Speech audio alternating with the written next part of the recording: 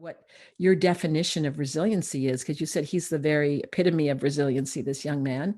So could you give us a little bit about your ideas about what that means? Yeah, I'm a storyteller. So when I think of resiliency, I have a vivid picture. There was a young woman.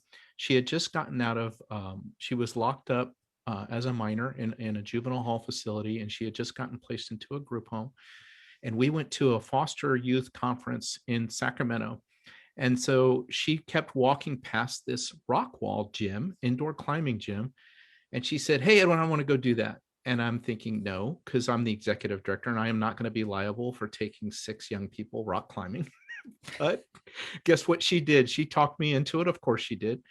And then we get there and she'd never done this before.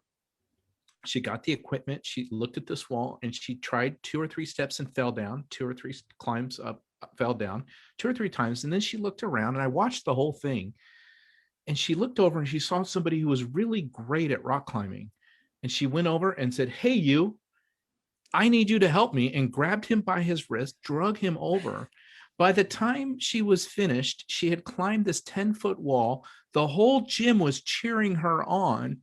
And I thought, that's it. That's resilience. The ability to thrive when faced with the everyday stressors of life, the ability to overcome, not just overcome, but or cope, but to thrive in the midst of this adversity. Yeah. And she had a very difficult life, but somewhere she learned these skills of advocacy, of asking for help, of humility to know I don't know how to do this, but I want to learn, and enough self-worth to say, yeah, I can climb this wall. I know I can. I just need some skills and some tools to help me get there. And so when I think of resiliency, I think of her every time climbing that wall. And that's what we're about.